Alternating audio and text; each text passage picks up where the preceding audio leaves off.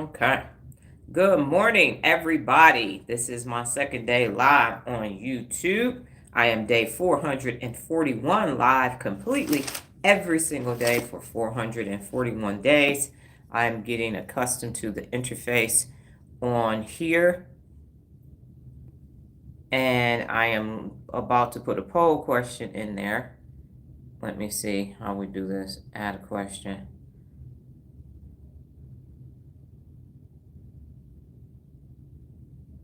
Let's do this.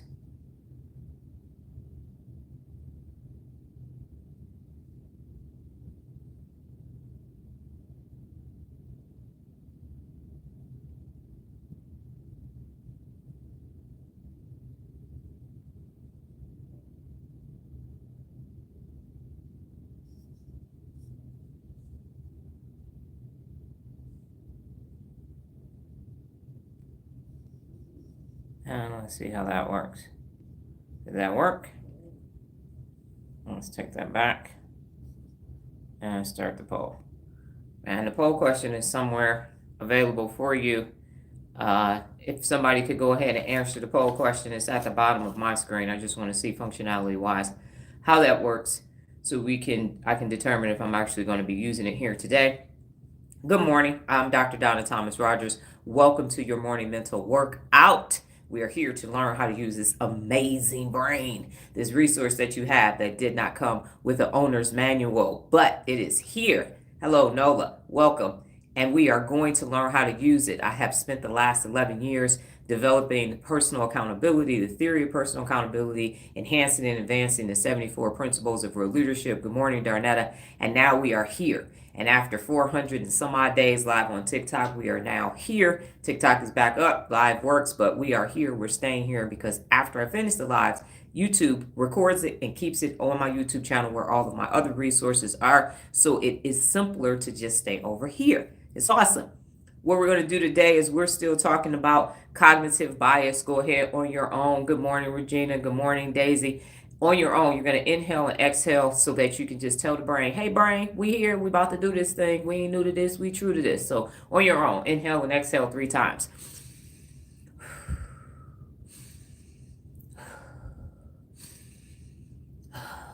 All right, what we are currently talking about is cognitive bias and how we got there. And people make bad decisions. If you've ever wondered, why am I making bad decisions? I'm doing my best to make better decisions. How come I keep making bad decisions? Well, one of the reasons why you're making bad decisions is because of cognitive bias. And you want to know what that is?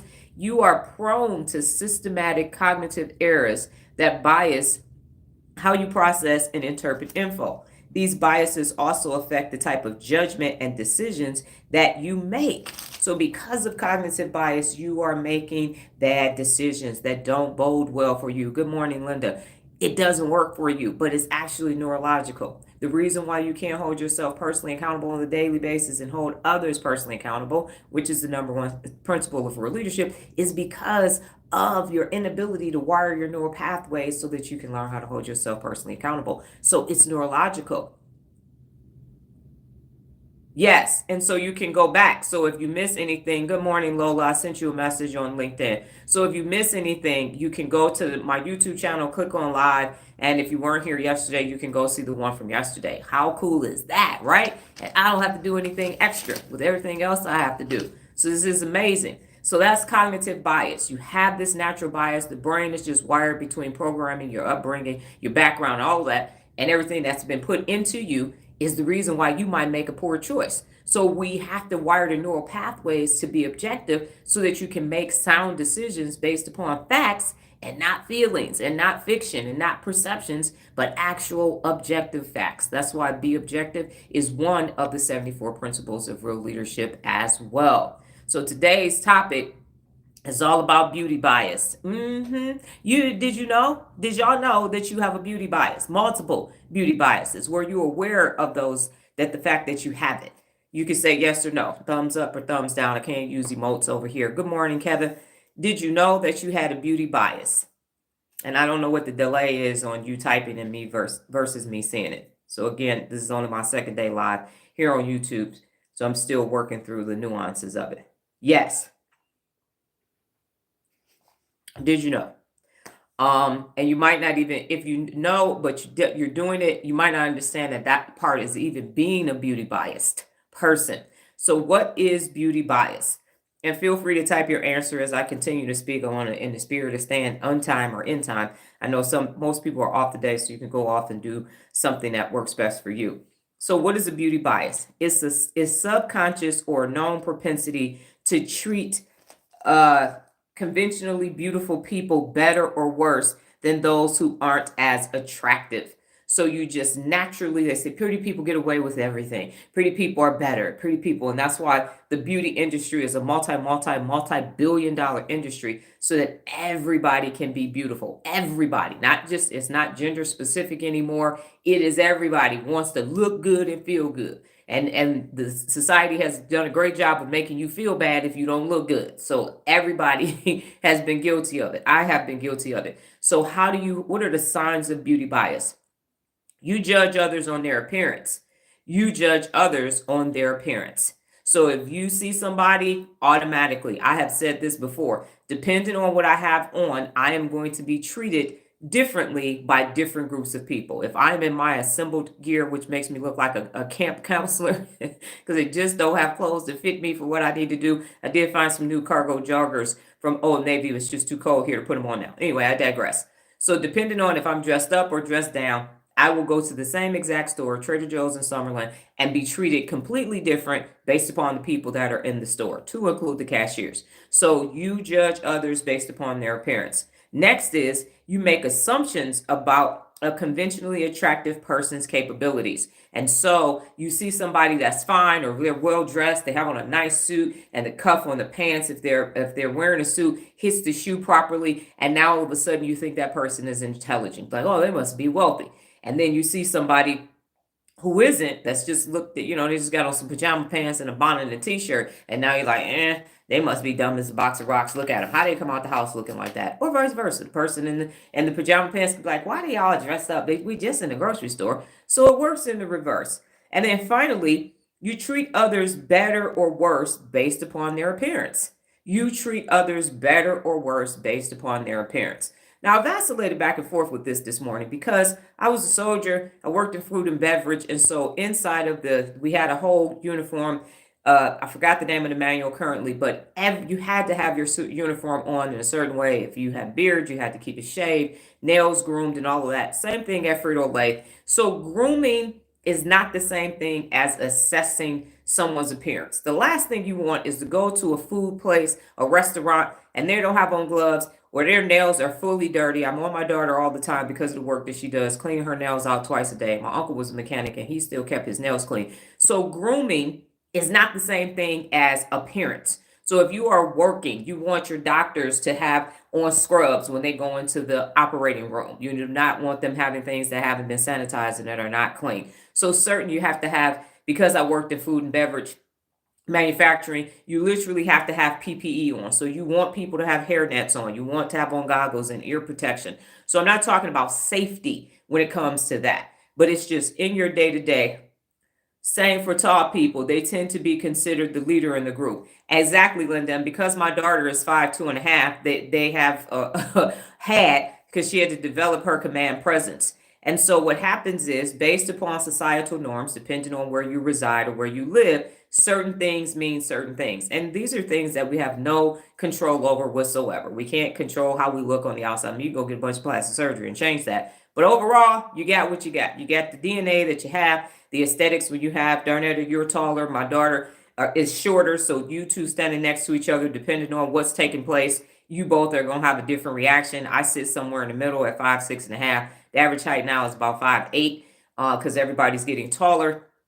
But these are decisions that you make. And what this is known as is the halo effect. So let me read my post-it. I got to put my gaffos on. Here we go.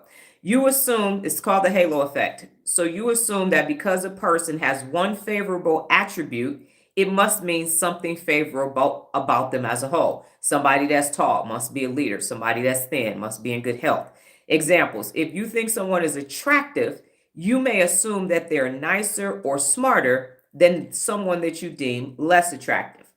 So you do this without thinking about it. You might also treat an unattractive person less favorable or make harsh judgments about them without even getting to know them. So pretty people believe that they can get away with anything because, oh my goodness, I'm so fine. I don't know what to do with myself. I'm just so gorgeous. Now, average height is 5'4". Thank you for that, Nola. Men's is 5'10". Okay, cool. So I'm still taller than the average height of it. I thought it got higher. It got taller. So what is the problem with all of this? The problem with all of this, as I have mentioned on previous lives, is that you judge people by what you see. And it's a snap judgment. It's somatic markers. You just put it here. Yes, and it goes both ways. So Darnetta, you're tall. Someone may have said something about you because you're tall. My daughter is short because people say things about her all the time. Now, in my case, I'm thin. And so people have no problem saying, yo, skinny ass, yo, skinny ass, yo, skinny ass, instead of saying thin. No matter what. So people will say, oh, don't body shame people who are overweight. But those same people have no problem saying, yo, skinny ass. Both are wrong because my skinny ass, this is genetics. My grandfather's DNA is all in me and we are all on the thinner side. I've only been bigger 3 times in my entire life. And one time I was 9 months pregnant. So the point is that society as a whole, globally, has said these are the beauty standards. And if you go back in time, what was considered beautiful 100 years ago, 200 years ago, may or may not be in time. So at one point when Marilyn Monroe and them were out, thick was in. Then you had these emaciated bodies back in the 80s and 90s, and now you have back on the other side of it. And it's basically societal norms are saying that these people are beautiful and that we need to treat them differently. And I'm saying, fuck that. People get treated with dignity and respect because that's one of the 74 principles of real leadership until they do something that might not be something that you could do. So when you think about beauty standards and where you are, sometimes darker complexion is the thing to have. Sometimes lighter complexion is the thing to have. Sometimes you want to have full lips. Sometimes you don't. Butt is in. Big butts are in. Big butts are out. Big boobs are in. Muscular people are in. Thin people are in. And I'm saying all of it is creating a bias in your day-to-day decision making. And I had to check myself this morning because when we're out and about, I have this thing about unkempt appearances. And so for me, I am saying based upon my military background, food and beverage, it's an unkempt appearance. So it is not a matter of do you have on the current trends, of which I don't know what that is because you go in the store now, everything is back in style. You don't know what year it is. But when someone doesn't have a hygienic appearance, that is for me. I'm not saying I'm correct in that, but I'm a germaphobe, so I'm like, okay, your hands are dirty. Like, why you didn't use hand sanitizer? You just coughed, and now you're trying to scan my groceries. I'm good. I'm not. So I'm deciding after today, where is that line at between beauty and hygiene? Because I'm more concerned about, especially when you're in the military, you got 50 people in the same bay, one person, especially in tents and all of that. So that's what's going on in my head. Now, I'm old school. I'm 51. So when I see somebody come outside with bonnets and pajama pants on and they look like they just rolled out of the bed, I'm like, what's up with that? But because of Presentation of Self in Everyday Life, that's a book that I read, I think about 18 months ago, we're that person's backstage. So at what point am I biased in saying they should have came out the house looking better than that? That's their personal choice. The rule is have on no shoes, no shirt, no service. So now put your clothes on. Currently, we are in this athleisure phase of life where people are wearing what we used to wear at the gym outside to Target. So they got the poom poom shorts on and little bitty tiny shirts. And so I'm saying, is that still clothes or not? At what point is it too provocative for Target at 8 o'clock in the morning? Or does that matter? Does that mean that if that person has that on, that they're not a nice person? I don't know because I've not had a conversation with those people. So I don't know. I see them and I'm like, So now I have to check my beauty bias. If that's standard, if the store says that you can come in, if the establishment says that it's okay for you to be here, who am I to say that it's not? Might make me feel a little bit uncomfortable, but that's just my personal preference. At that point, I can't say that I see this person in this outfit and now that means that. No, it just means that person said, I got to go to the store. This is my clothing choice. I mean, I wear wigs. I have alopecia and people could say, oh, well, because you wear wigs, you trying to be something that you're not. No, I just don't like the way my bald head looks because it's because of alopecia is not the same color. And so I wear wigs because that's a personal choice for me. Been wearing them since 2004. So we're talking 21 years now. Depending on the way I feel on a particular day, I have various responses. I dislike when people tell me how I should feel about it. Yes, and it is a personal choice. And what I'm saying, and I understand that, because think about it, for us that grew up in the late 80s, early 90s, we used to have sagging clothes on. My friend had some bugle board jeans with the pockets all the way down. And so it's a freedom of expression. And you're rebelling from 15 to 30. You're like, oh, I can do what I want to do. I'm adult size. And so part of that is just coming of age and what it is that you're going to do to stick it to the man and say, ugh, I wear what I want to wear. I mean, I went to Freaknik with Daisy Dukes on. My daughter says, ma'am, you had socks and it didn't look like you thought it was. So I never had my loosey-goosey hoochie coochie face, according to her and according to my Freaknik photos from 93 and 94. So it is a personal choice. It is. Some people like to put a bunch of clothes on, some people don't, but it's all self-expression. And so the bias is saying, and the other thing is, well, if I do look like this, then I'm better than you. If I have hair down here and you have alopecia, I'm better than you. And I don't have to be accountable because I'm pretty, because I'm fine, because woo, look at him looking like a tall drink of cold water on a hot summer day. Okay, thank you, sweetie. They were short, nothing Daisy Duke about them. Okay. Plus, I was on an ROTC scholarship, so I wasn't about to be messing up my scholarship at Freaknik because, no, that wasn't about to happen. So, and plus my legs are long. I got, just nice little short torso, and the rest of me is nothing but legs and arms. So as you think about your beauty bias, go ahead and type something in and decide if you think it's a bias or you don't think it's a bias. So let's have an open discussion about it. And if you've experienced it one way or another. What I will also say is that until my daughter had this business, I dressed the way I dressed. And it wasn't until I started having to put on independent contractor clothes that I even noticed the difference. I did not notice that depending on where we are, that we would be treated differently. And so when we first started and we would go in Lowe's or Home Depot, they would not treat us like independent contractors. And once my daughter got uniforms, she had a little measuring tape and knives and stuff sticking out her pocket. And now we have that contractor look. Now when we go in Lowe's more than Home Depot, and we enter the pros section, there isn't that, well, what the hell y'all doing on this side of the store? Because that can happen as well. And we're talking about gender bias and ageism later in the week. Are y'all typing? Hopefully you're typing. And so it's interesting. And like I said, the day that I came on the live when I was still on TikTok and I had my dress on and my heels and my hair and makeup and everything, y'all were like, what the hell is this? What's going on? And so I purposely, for the purpose of these lives, have gone to t-shirts, keep it low key, because when I am in full Dr. Donna mode, that turns a certain group of people won't even listen to me anymore. It's like, I'm still Dr. Donna. All I did was change my hair and my outfit.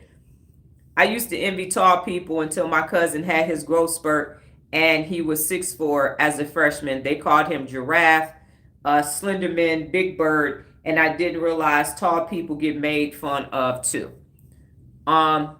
Yes, you did. And so for me, because my mother and my sister were more voluptuous than me, people were waiting on me to get some hips, and that didn't occur. And so because of where I grew up at, Thickalicious was in, and I'm thin to the wind. So then it's like, well, when you gonna put on some weight? When you too damn skinny. You need to eat more. I'm like, it's just not gonna work. And when I did put on 30 pounds when I was in the Army, it was all up here. I looked like a Roblox, and it didn't look good. And I didn't like being that size because I wasn't as nimble and as flexible as I used to be. So as a result, I went back down, maintained 130. Now I'm between 123 and 125, depending on what I'm eating and how much I'm doing physically for that process. So my point is that beauty can't be the reason why you decide to interact with someone or not interact with someone, because it is a bias and it makes you make different decisions. I believe that everyone has been tricked one time by a good looking person and we were attracted to them only to go, ooh, woo, dodged the bullet or didn't. It's like, yeah, man, this wasn't a good idea. This is a bad idea. Go away. Okay, I'm good. My daughter and I were looking at photos of gentlemen that I dated, and I do have a type. And at one point I was arguing with her and I'm saying, I don't have a type. And I thought one person was the other person, and she said, "See, you got them confused." And looking at the photos, I was like, "You might be right." Just different sizes, same model. So yeah, ranging from 5'8" to 6'1", same person, just different outfit. Um, I've never dated a dark skinned woman. I only dated light skinned women. So when we took pictures, it made me look better. Wow, that's honest. And I'm the opposite. So most of the gentlemen that I dated were of darker complexion, and there's a couple browner people in there. So yeah, that's interesting. Um, and for me, I've always leaned. I experience this often. I enjoy wearing my hair wrapped in big earrings, and people don't take me as seriously. However, on the day that I wear short curly wigs, my interactions with people are, yeah. And I've noticed that too. If I have on long Asian hair, I get treated differently than if I got a blunt cut on. It is quite interesting, people's take on it. So I just like to mess with people sometimes. Interactions are more eye to eye contact. Yes, and it definitely is. And so if you are, and what's funny here, because we live in Las Vegas, so there are a lot of people from California, and we go to clients' house, and we called them Mika babes back in the day. Used to have the door knocker earrings and everything, and I'll be expecting them, because of their appearance, to start talking like a Mika babe, and then they talk like a Valley girl, and I'm like, this is so weird for me, because I'm looking at her and the voice is not matching the face, which, because my voice is so deep, people don't think. And this is interesting. So one of the times that my phone died and I got the insurance to pay for another phone, UPS delivered it, and I forgot, oh, we had to go back to UPS to send it. So we went to the main UPS hub, and I was on the phone talking to the gentleman, and I said, "Okay, where are you located?" He said, "By the I-15, come up to Martin Luther King on the corner." So then we get there, and I walk in there and I'm me. So I walk in there, and he said, "Were you the woman that I talked to on the phone?" And I said, "Yeah." He said, "Oh." And I said, "I know. You thought I was about 300 pounds and I wasn't going to look like this. I get it. I understand it." And he was just so shocked that the voice did not match the appearance. I had to witness this side too. I think is why I became shy. Today I'm able to live freely because of this class. That's a fact. Yes. And so that goes back to embracing diversity. It really does go back to that. So how do you overcome beauty bias? Let me explain. Let me put my glasses on. Are you making assumptions about a person's ability or character based on their physical appearance, such as assuming someone attractive is also intelligent or competent, and become unaware of your own bias and challenge them as they occur? Focus on a person's quality and abilities when evaluating them. So do not go biased with poor hygiene, but it didn't transfer the same, for instance, with people who are homeless. So I made the assumption that some could do better when factors like cultural and mental health. Yes, and I understand that. So here's the thing. Have you ever met somebody could be present? Yes. So have you ever met somebody based upon that first impression, a snap judgment, and then found out that person ain't nothing like I thought? And I do it at my daughter's appointments. I'll see somebody walk past and then they go do something else, and then I have a conversation with them, and now they look different to me because I actually had an interaction with them, instead of, oh, this person has on leggings and this, so they must mean this. Yeah. So we have to stop doing that. We have to seek first to understand and then be understood. So what are some of the Brew Leader principles that you can actually use? One of them, several of them. Be objective. So base your decisions on facts. Listen to what people do. Listen to what they do, because that's who they actually are. Treat people with dignity and respect. So it's not right for me to see somebody in a little poom poom cat suit thing and some slides at Target, and then, they had her hair and her makeup on, and I go, "Oh, she's dingy. Why did she do that?" That's not right of me. If I need to move, excuse me, pardon me, and keep it pushing. But treat people with dignity and respect. And so don't have value of somebody that's showing up, pulling up with all the whole outfits on, watches, cars, and everything else. Don't value them more than a person who pulled up on a doggone electric bike. Everybody's the same until they deem themselves differently. Admit when you are wrong. So I have been at appointments, saw somebody, saw some things, saw the house, and been completely wrong. So, oops, my initial reaction or response to the situation was completely wrong, and being willing to say that I was wrong. Help others. It doesn't matter what the client got to have on clothes. Let's be clear. But I'm not going to help you because of your appearance. I'm not going to not help you because you got on $50 million worth of stuff or $2 worth of stuff from Savers. If you need my support and I'm here to help, I'm going to help. Be flexible. So because you might, I mean, for me, the hair that with the braids and the pulling up and the who and the all this and it doesn't matter. I still have to be flexible in my belief system. So we have gone to clients' homes where I'm like, other than this appointment, I would have never come in contact with this person. So that doesn't matter. This person needs something. And that's what I'm learning how to do with this, is to be flexible. I'm 51, so things that made sense when I was younger versus older may or may not make sense now. The younger people are walking around with hoodies and blankets and pajama pants. And so I have to go back to when we were sagging, wearing ripped jeans and all of that and say, okay, this is just part of becoming who you are. Now, I will say this. Trends. I have never been a trendy person, and I'm going to read what you said in a moment, Nola.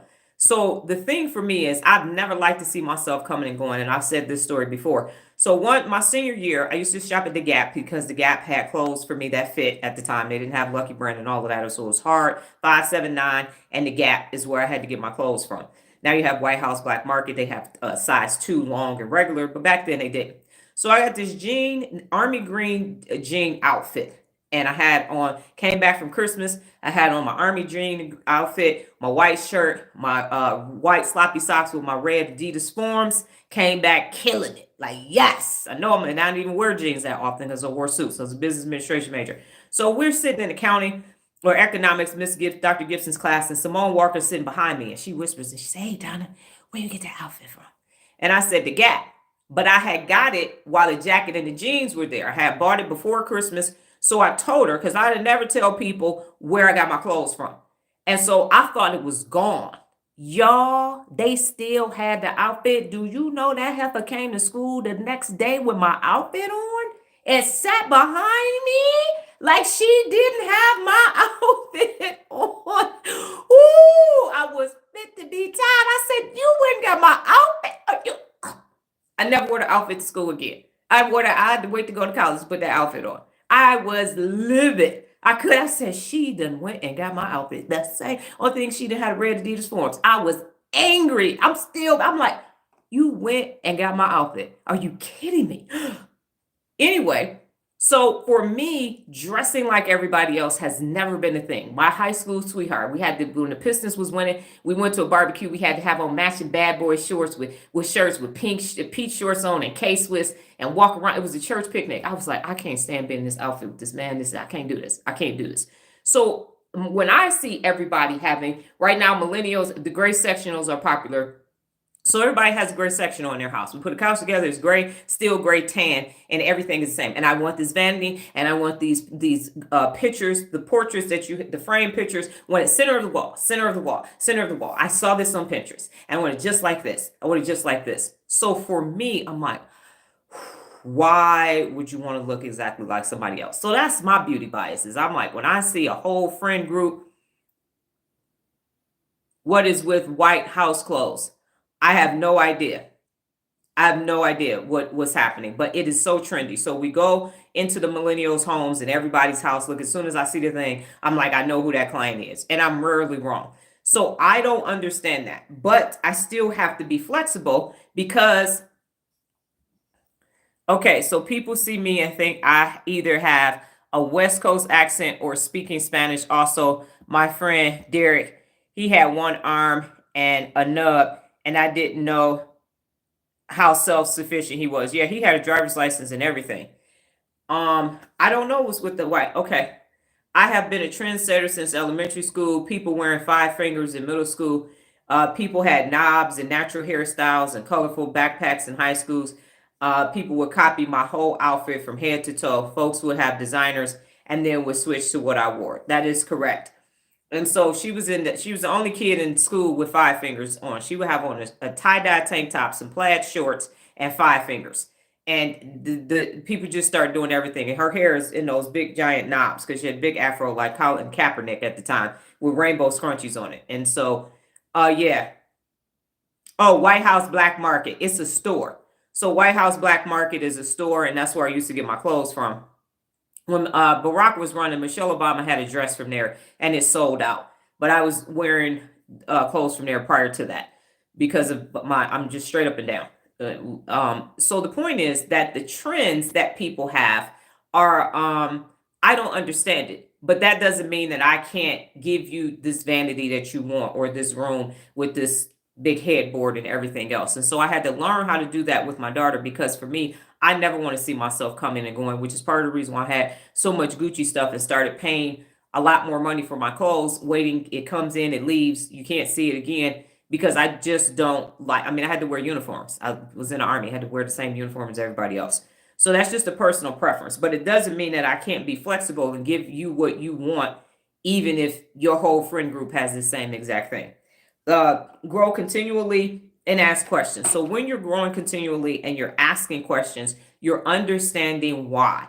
So if you go back to the 90s, all of us had penciled eyebrows. That was the thing. You pluck all your eyebrows off and now you're going to draw them back on. Or you had that lip liner. So you had that dark line and then this is how you're going to do it so you're going to be on trend. You're going to have an asymmetric haircut because of that. But now that I'm older, I understand and I've always had my personal style. So I haven't blended in completely with people. And I believe that once you learn how to hold yourself personally accountable on a daily basis, it gives you permission to be who you are. Because as we talked about yesterday, conformity bias is how you end up with everybody having the same outfit on, with everybody having the same things at their house, because you want to feel a part of the community, but it might not bode well for you. It isn't going to work. It took me, when capris came out, it took me probably 4 years to be able to wear capris because of how thin I am. And Lucky Brand, which is out of business now, they finally made low-rise cargo capris. So if you think about it, I'm built like the men in my family. So I have a short torso, an apple bottom with no hips and long legs. So everything for women is making room for a pooch and some hips. So it never worked. Finally, Lucky Brand made some cargo capris. Now they're more readily accessible, but back in the early 2000s, that wasn't available. Thanks for clarifying. I never heard of that store. Black House White Market. Is that what you're saying? Yeah. So again, because we're sized differently, so we would not be shopping at the same. It was very difficult, and I still have to get my clothes tailored, dress clothes tailored, because of how I'm built. So yes, and so I finally was able to wear capris, and I have a hard time finding shorts because my legs are so long and I don't have hips. I don't have a lot of shorts. I think I have like 3 pair of shorts, and the one pair is I have a pair of jean linen shorts from 2005, a pair of green shorts from Old Navy, and a pair of black shorts from Banana Republic, and that's it. Yes, it's White House Black Market, and that's it. So I have to stay the same size because it takes me so long to find clothes when they fit. I'm like, this fits, I'm keeping this, I'm staying this size because I'm not going to be able to find this again because of how long my arms are. I'm really supposed to be at least 5'8" or 5'9" based upon the length of my arms and legs. And because I'm a 0 and a 2, they assume, fashion industry assume that you're short. So then either the crotch is too long on pants or I have a capris because now the legs aren't long enough.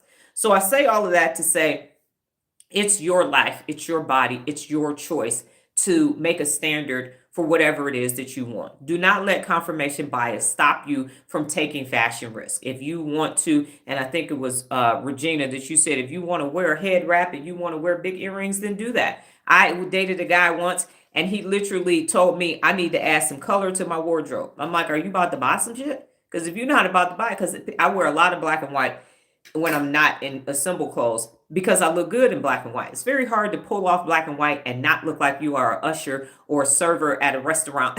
It's a very difficult color to wear and not look like that. Yeah, so your seats are over there. If you go up to the left on the mezzanine, yeah, do you need a light? Yeah, very difficult to do. And so I did add some color and some prints, but it's easy to say that. I'm about to start sewing. I have a time. Yes. And so clothes, my mother is the perfect size. She wears a 7, 7.5. She's a 8, 10, and she was 5, 7.5. So clothes were made for her. And that's it. She's the only person I know. My aunt is shorter. Her sister has a long torso and short legs. My sister is second. She can find clothes, just walk in, pull it off the rack and put it on, and it fits. But not me. I've always had to make adjustments. I end up going to multiple stores. That's the other reason why I never really have sets, because back then the small at the top and the bottom. I couldn't wear the suits. I used to wear the casual corner suits. Then I moved on to Ann Taylor, Ann Fontaine, and all of that, Tahari, those kind of suits, BCBG, and all of that, because I realized you got to make some money, bro. Because you're not gonna be able to go in TJ Maxx and Ross and find a suit. I have been able to find dresses now, but the way I'm made, and then my arms are so long that you do like this. And then remember the 90s when they had those tank top dresses, but the hips, so the hip thing would be up here. It was difficult, and so that's why I've stayed the size that I am, because now I don't even like the clothes that are being made, and it's just difficult. So the point is that we all have beauty bias, and people have wanted me to fill in these eyebrows, which I have not done, because I'm saying that's for you. And what happens is how you view beauty is how you look at everybody else. So people who have nails, and I used to have long nails, acrylic nails, but I use my phone so much that I stopped doing that. So someone would see me who's all dressed, eyelashes, makeup, and everything, and we might be out and about dressed. Then she might look, she, them, they, her, zers, or whatever, would look at me and feel as though I'm missing something. Like something is missing on me. I could have put a little more zhuzh on it. Or like, why would you just have manicured nails? Because of their own beauty standards. So now they may think I'm not dressed appropriately. Now, for this new trend of these young ladies who are now wearing dresses with sneakers, in my head, if you have on a dress, you need to have on a heel. But that's their thing. So I can't say, they're not dressed right. Why they putting the furry slide? And I've said it. Why you got the furry slides on? What's up with the jeans? Now, one thing I will say is I did do jeans and sneakers way back in 2016, 2017, just because I'm a sneakerhead. And so I would just do it. Go to a Toastmaster meeting and show up in a suit, long hair, lipstick, tank top, and some sneakers, some fire sneakers, just because I was rebelling again. Again, like I know she didn't just put that suit on and put some sneakers on. She got some gold Chuck Taylors. She sure does. Yes, she does. She has on some Adidas right now. Patent leather sneakers. Okay, at a business meeting. Yes, now it's the norm, but in 2016, that was not something that you did. Definitely not at a business meeting. You didn't do that, but it's the norm now. So these beauty standards are causing you to make poor choices. You might be thinking someone is some way versus not. And real leadership says, okay, got it. Past your appearance, who are you? Who are you? So have the conversation. Ask and understand who that person is before you decide to make a decision one way or another. Because you might think they're one way based upon how they're dressed, and you could be totally wrong, or you could be absolutely 100% correct. But you just don't know until you have those standards. The other thing is, and I saw Halle Berry recently on some clip on TikTok, so I have no idea what show she was being interviewed on, and she's advocating for some skincare line, not her own. Thank goodness she didn't make one too. There's too many damn skincare lines out there. There's not enough skin for the amount of people who want you to buy their skincare. But what she said is she's tired of having to look 30. She doesn't want to look 30. She doesn't want to be 30. And she said when she was younger, everybody's like, oh, but you're pretty. Oh, but you're pretty. And so she couldn't get taken seriously. Diana Carroll had that same problem. Lena Horne, too. So sometimes if you're so pretty, people don't want to listen to you. Idris Elba said the same thing. Everybody just keep talking about how I look. I want to be taken serious as an actor. And they was like, oh, yeah, that's a hard problem to have. It is. If you want to be taken seriously, and they're like, oh, the cute person's in the room, the pretty person, you don't have to listen to her. She's pretty. She's so pretty, she can't think straight. Like, what does aesthetics have to do with neurological pathways? And so she's now saying, her and Julia Roberts and a couple other people are saying, I'm going to age. I'm going to age. Now, Jane Fonda has said, I can't do it. I can appreciate the people that can, but I'm not that person. And so my challenge to you is when you are holding yourself personally accountable, you're going to naturally become the real you. And as I age, all I hear in my mother's voice every time I see a new line or something, because my mother and my sister have prided themselves on not looking their age, and my aunt too, always prided themselves. When I was growing up, because my aunt is 80, 81, she told my sister and I, well, when you get married, you have to wake up before your husband so you can put your face on. And so he always sees you, like, literally, this was the 80s. And because we stay over their house and she up about, hair comb. She has on her nice house coat and everything's like, what the hell is this? And she said, let me tell you something about keeping your man happy. And you gotta wake up before them, make sure you brush your teeth and get ready so that they never see. you gonna see the boogers in my eyes and everything. Ain't nobody got time for all that. But that was her generation, and that's their thing. So my mother, I went to the doctor today, and they said, I came in here looking for a 70-year-old, and you in here. How you doing? Oh, you look so good. They didn't call other people in office, and so it is always, she was a cheerleader, always about beauty. My sister, still, I guarantee you right now, she's somewhere warm environment with a mismatched bikini on, laying on the beach. Always, that is her thing. And they never, and until she was 40, she would lie about her age and say that she was younger. And I was like, why are you doing that? Because I don't want people to know that I'm old. But then she hit 40 and realized, oh, now I can say I'm 40 because I don't look my age. And men do it too. Everybody has a tendency to not want to be older. But we're not getting out of here without some wrinkles. Even if you try to do it, it just looks like this. We see people go, and now you look scary. So you got these white veneers and this tight face, and then you in your easy steppers trying to get out of this vet. So just grow old gracefully. I am so glad I have changed. It was bad. I would wear the same outfit to work in the same year. I had more money in my closet than in my bank account. Wow. Donating 10 tubs of new clothes to the thrift store today. You said that men over 45 wearing Jordans, then when they met DJ, you had his retro sneaker collection and it gave you a different perspective. Yes. So, right. So I've said this as well. If you wore the original Jordans, you shouldn't be in the new Jordans. But then I realized we had a DJ and he had his whole retro sneaker collection in his house because he was a DJ and that was his thing. And so the media really promotes a youth culture. They do because it's very profitable to do that. And so do I take care of my skin? So here is my summation, and feel free to chime in. Here's my summation, and I've always been this way. This face right here, I showed y'all a photo. I look exactly like my father. I look exactly like my daddy. I look at before the malt liquor took over. Yeah, because that changed how we looked. I look exactly like my father. And so that's it. I got these big chiclet teeth. My daughter and I still don't know who has the teeth, though. I can't figure out. This must be a recessive gene on my family's somewhere from somebody, because we have the biggest teeth of everybody. And I'm not quite sure where it came from. But here's the thing. I am focused at 51 years old on being healthy. I don't give a fuck what happens to this. I mean, this is going to deteriorate. So do I take care of myself? Yes. As a youthful person, pheromones, hormones, all of that, you need to attract somebody, you trying to mate and all of that other stuff. It has a place in society. But what I am focused on at 51, soon to be 52, God willing, in May, I'm focused on health. Because it doesn't matter how much money you have. It doesn't matter about anything. If you are not healthy, that is the most important thing. So I use shea butter on my skin because we live in the desert, y'all. Ain't no water and moisture in the air.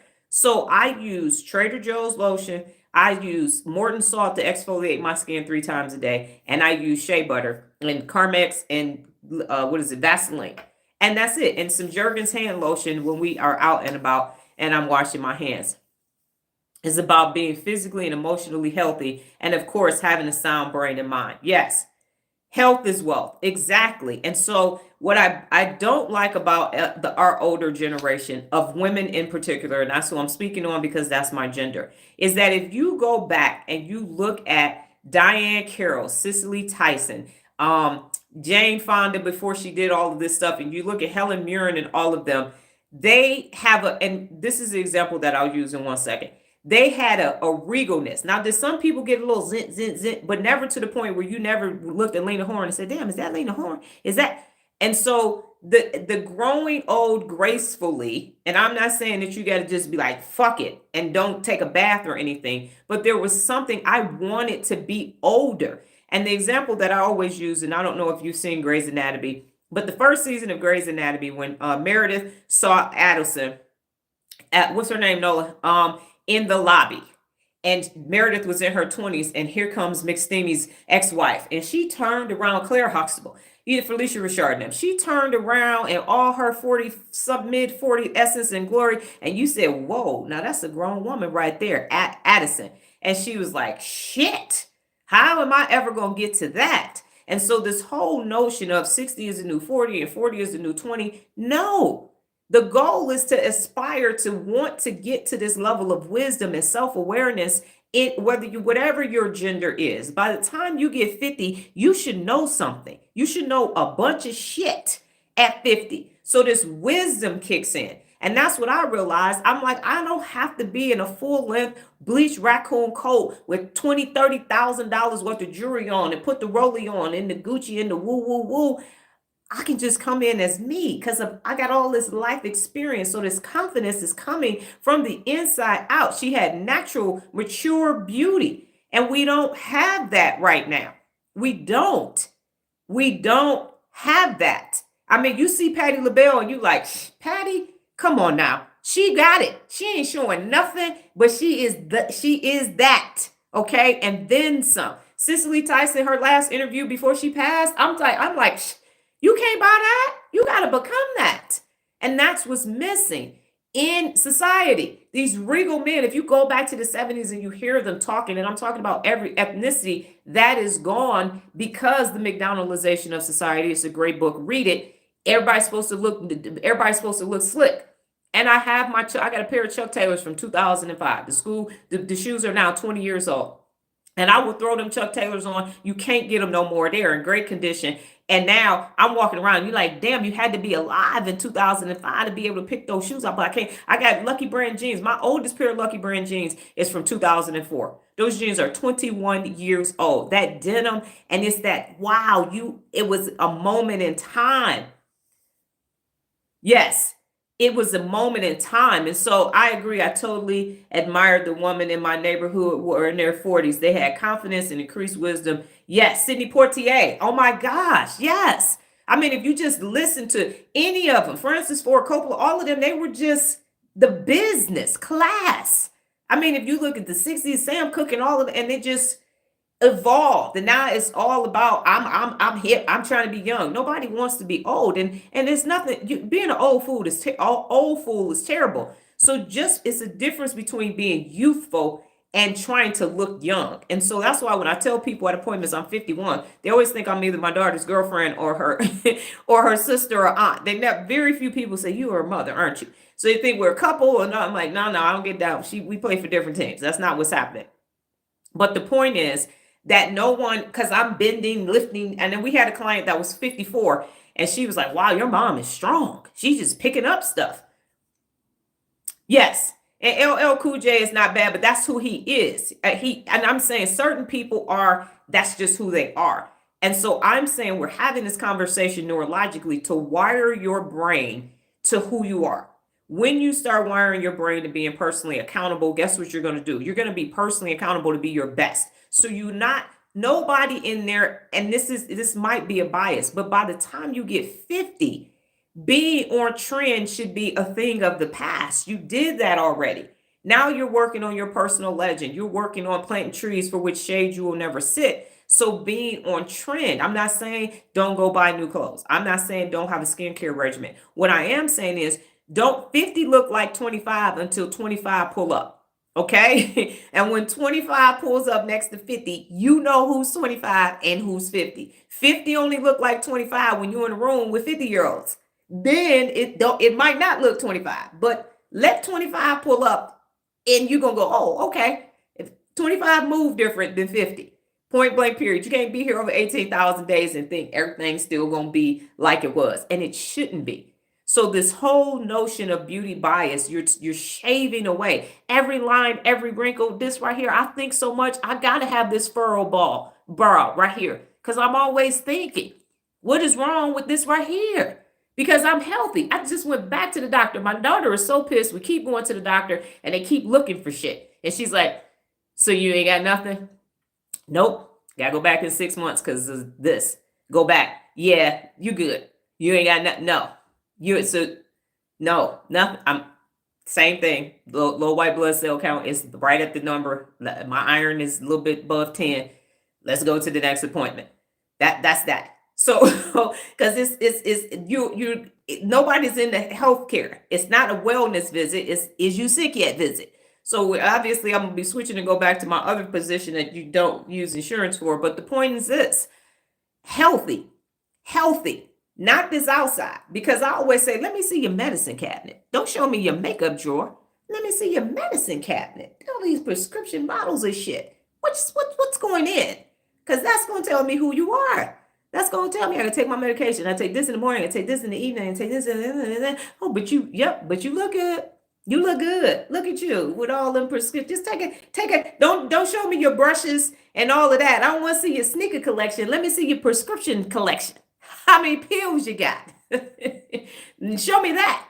And then I'm gonna show you who you are. So no, and it's not this health is well, we're gonna go to the gym and get it in. No, it's because I tell people all the time, you in this decade that you're in, you're preparing for the next decade. So all of us in our 50s are preparing for our 60s. All of us in our 60s are preparing for our 70s. And when you look at it that way, because if you want to trace back problems that you're currently having health-wise, check the previous decade.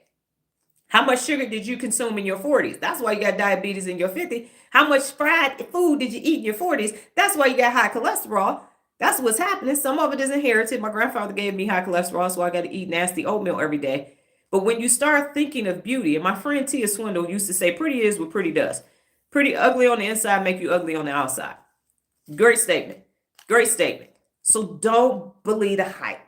Don't allow this bias that's happening neurologically that you have been programmed in to see. Do not think because you got all of this happening that something is wrong. You're looking at your neck. Well, let me cover up my neck because I don't want people to see my wrinkles. Look at my hands. Let me put on some gloves. Let me take photos like this and look this way and get these angles so you don't see. Fuck all that.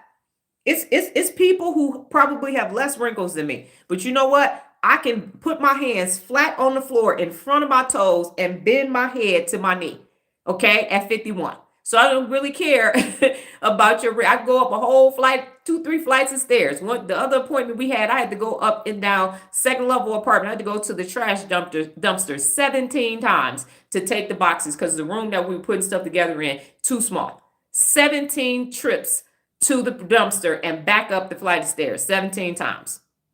17 times. Who could do that? With the boxes and cut the boxes up. And because it was an apartment complex, I had to walk over to 3 different dumpsters because they were doing the landscaping. So I'm trying to make sure that the trash is balanced. So I was walking all over that apartment complex. That's what I can do at 51. That's what I can do. So, yep, I will take a wrinkle to be able to keep going up and down stairs. I definitely will be able to do that. I can do plow. I can do all kind of yoga poses and all that. And the only thing I take every day is vitamin D, vitamin C, zinc, B12 acid, folic acid. And then when it's kind of, because the doctor said I could take it. So I take a Zyrtex if it's just really dusty and rainy here. And I do a nasal rinse. Right. Exactly. And when my daughter and I are walking, she can't stand because I can walk. I can't run anymore. Thank you, Army, running on concrete. But she can't keep up with me. She literally, I can run. If I want to, I can walk a 10-minute mile. That's how fast I am walking. If I really want to do that at my age currently. So those are the things that actually matter to me.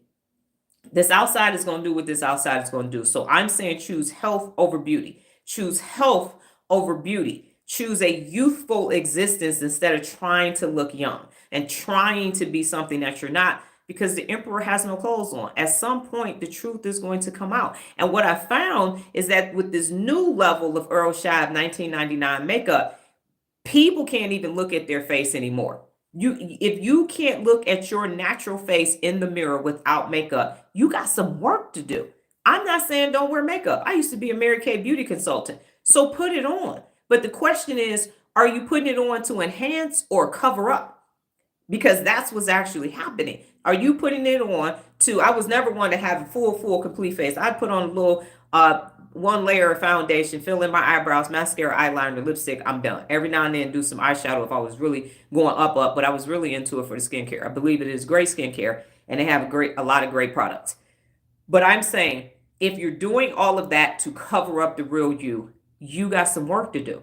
You actually have work. I believe if you want to go get your nails done, get them done. But me, I use my phone too much. And that tapping, as much as I use my phone, that would drive me bonkers. So no, but my hands are groomed, okay? No dirt in my nails. Push my cuticles back. Throw some Sally Hansen's. Where is it at? Right here. Some clear on my nails. And that's what it is on my toes as well. And that's it. And when it's time to get dressed, I still have the clothes. We're going to go somewhere. I have the clothes. but in my day-to-day existence, it's not necessary anymore. So what have you learned? Oh, I'm sorry. Two more things. Everybody answer the poll question. I'm going to see how that works. So the word of the day, give me 1 second. What happened to my word of the day? Where'd it go? Oh, here we go. So word of the day. You're going to tell me which answer it is. So morose. Morose. M-O-R-A-S-S. Is it chaos or order? Morose. M-O-R-A-S-S. Does it mean chaos or order?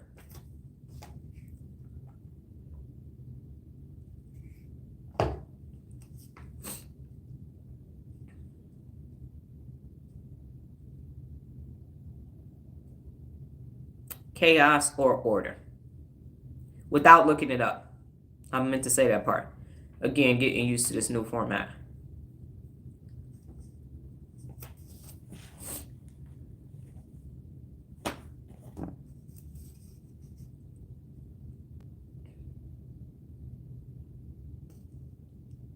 Okay, it means chaos. So it is a complicated or confused situation. So use the word of the day 5 or more times. You can use morose, chaos, or order in your conversations. And that came from my list. I was going to say it came from my reading, but it didn't. It came from my list. And then the final thing that we're going to do is math. And so here is the math question. Oh, that's why I opened up my tablet. Got too much stuff on my desk this morning. So get ready for your mental math. We're going to see if you can do this mentally. We'll find out here shortly. Got a clock and my stopwatch. Okay, I think you might have to write this down. So don't use a calculator. How about that? All right, it is 13 times 0 plus 71 minus 11. 13. You know what? Let me do this highlight thing again because I did that yesterday. All right. 13 times 0 plus 71 minus 11. 13 times 0 plus 71 minus 11. And we're going to give you 20 seconds.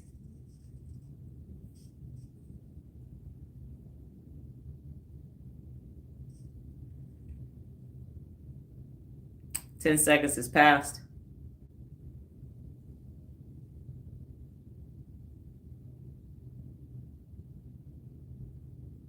All right.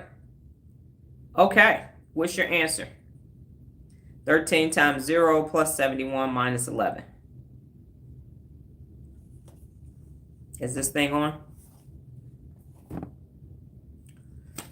And I want to stay past the hour just to see what happens.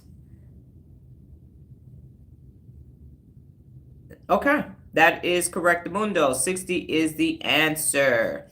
60 is the answer. And so we do math every day because math helps with your problem solving. It helps with your working memory so that you can take on more than one task and be able to solve things as they occur throughout your day. So my question to you today, as always, as it's been for like the last 2 weeks, what have you learned today? What have you learned today?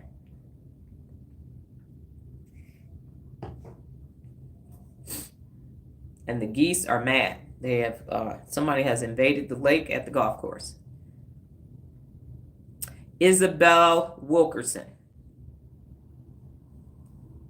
And Nola, correct me if I'm wrong, because sometimes I say Isabella. I think it's Isabel Wilkerson.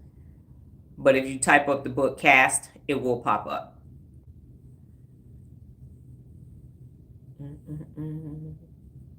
I read it last year in my 10 book challenge.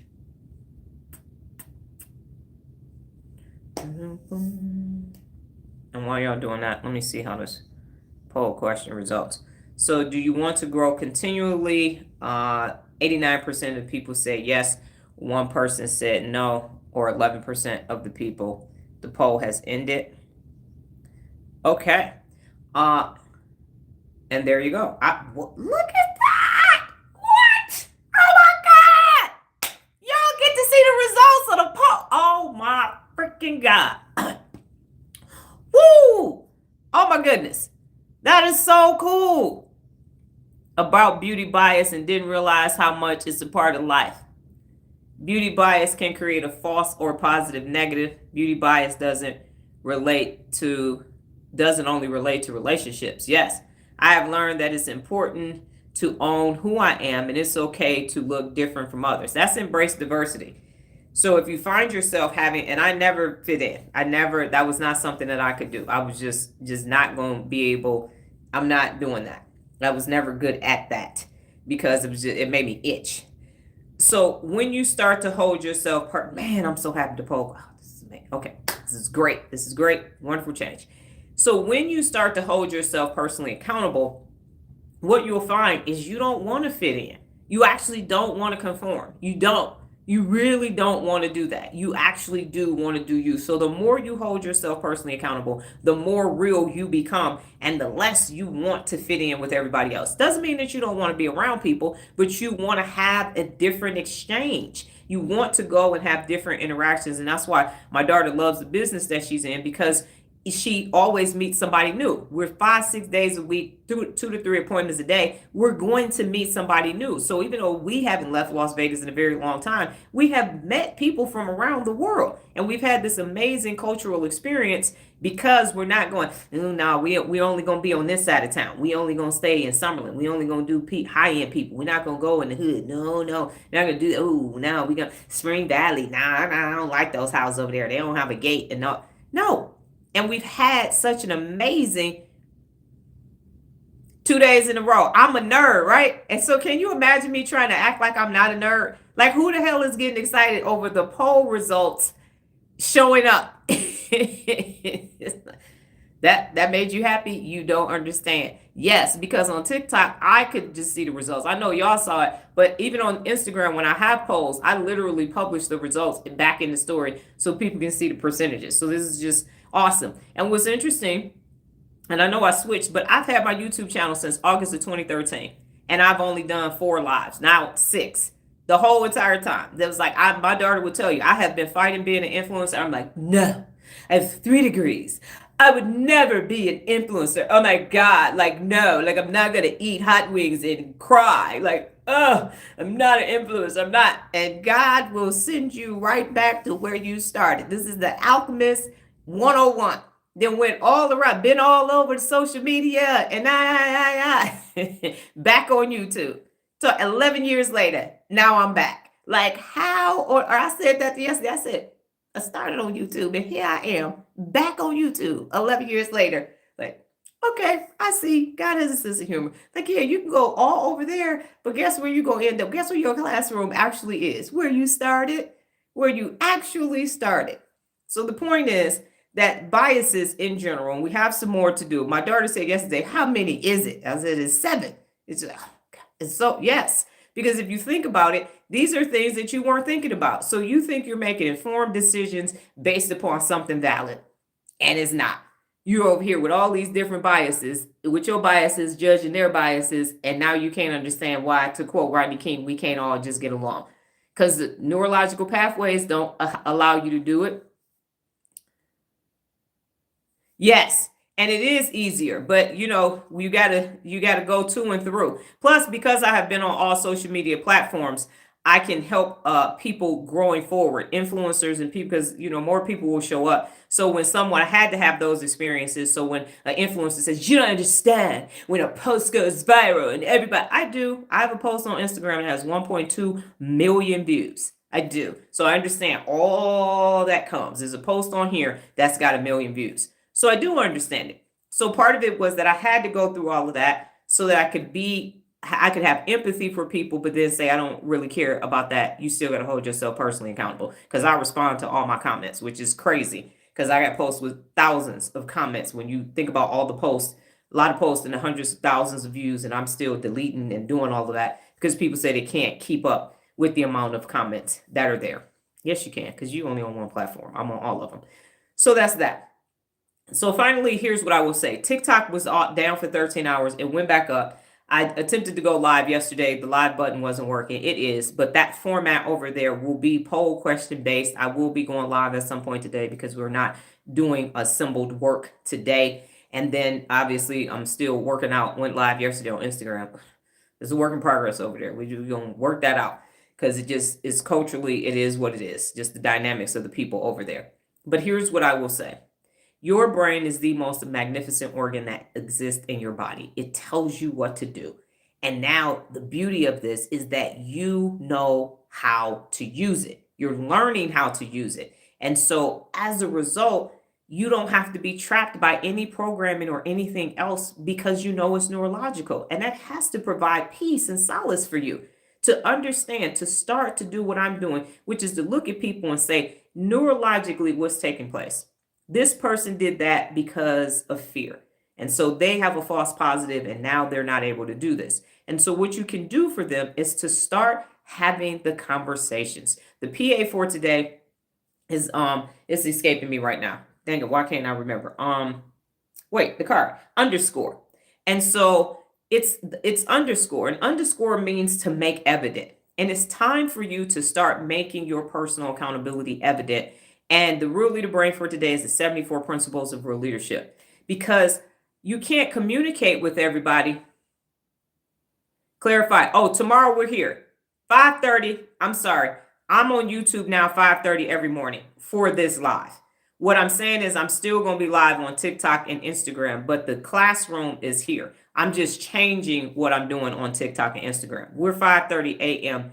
every day on YouTube. That's not changing. We are here. I'm loving this interface now. I didn't think I would, but YouTube has made changes since I first started my channel. So it's here. I'm just telling because people still have memberships, subscriptions on TikTok. So I'm saying for that over there that the format is now changing. So I will be live on 3 different platforms providing 3 different aspects of personal accountability. What I'm saying is that you have to start telling people that you're holding yourself personally accountable. And I will use this example. I don't go to church anymore. I'm not telling you to be religious. But when people get saved, sanctified, and filled with the Holy Ghost, they're like, oh, no, I'm not doing that because I'm saved. Jesus is real. That's just the example. So when you start telling people that you are holding yourself personally accountable, you get to invite them to the 74 principles of real leadership. So if you have a junkie household, you can tell everybody in the household, I'm holding myself personally accountable, and eliminate clutter is one of the 74 principles of real leadership. So we about to all get organized and stay organized because this is going to make our household more high functioning, and we're all going to be free to learn how to hold ourselves personally accountable. So it's time for you to start doing that because you being personally, as my daughter is finding out, you being personally accountable is not enough. Everybody around you has to be personally accountable for it to work. It's not going to work if they're stuck and you're growing. It's not going to bode well for you. So it's time for you to underscore, to make it evident of what is taking place because it's for you. I don't live where you are. I don't interact with the people that you interact with. So you're not doing this for me. You're actually doing it so you can get to your best. You're not going to be able to get to your best if the people around you are not personally accountable. People have tried it and it doesn't work because you're going to be having a great best day and then they're going to come with their unaccountable antics. And the next thing you know, you're going to be distracted, you're getting thrown off your square, and now you got to go over here and try to be a thermostat instead of a thermometer to fix a situation that they created for themselves. So the time has come for you to be out and about. I hold myself personally accountable, and here's what I govern myself by. Because it's not saying, hey, change the way you look, change the way you dress. This is the only place where you actually can be your 100% self. You want to wear big earrings? You don't want to wear no earrings? You want to put some makeup on? You want to take it off? You want to put some Jordans on? You want to take it off? Who are you? Because over here, we're about how you behave on the daily basis with the objective of becoming your best. That's what personal accountability means. Be your best every day, day in and day out, regardless of what anybody else, either the unaccountable people or the people working to become personally accountable are doing. Because there is a difference. There is this grace period where you're learning about personal accountability. And until you enter into challenges and start actively doing that work, you're not personally accountable. It's like if you were going to the military and you're working out until you take that oath and get your butt on that bus and go to reception and sign that paperwork, you're becoming a soldier, a Marine, an airman, but you're not there yet. So being here, watching this on the replay or whatever, doesn't mean because you listen to me, and I've said this before, you're watching me be personally accountable, and you're being personally accountable while you're on here typing and responding, but that has to translate into your day-to-day life, and that can't happen if you are not actively engaged in challenges, real leader resources. It feels like you're doing it, but you will get to a point where now you got to hold somebody else personally accountable, and you can't do it because you just got enough personal accountability for you. And we can't change the 6.8 billion people in the world being personally accountable if you're only, well, I'm personally accountable. That's not enough.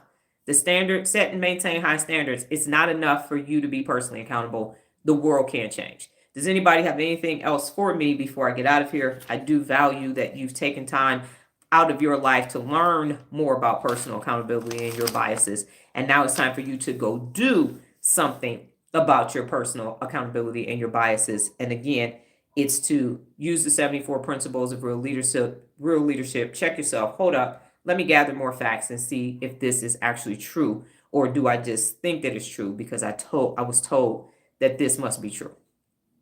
Anything before I go, I do not want to click out and you all are saying something to me.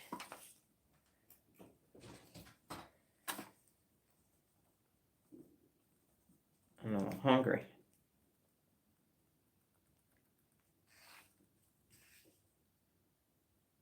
Thank you. My pleasure. Nothing for me. Thank you. Have a great day, everyone. Yes, and I will be back, God willing, higher power in the universe, tomorrow with the next bias. Take care, and it's over here. Thank you so much. Take care.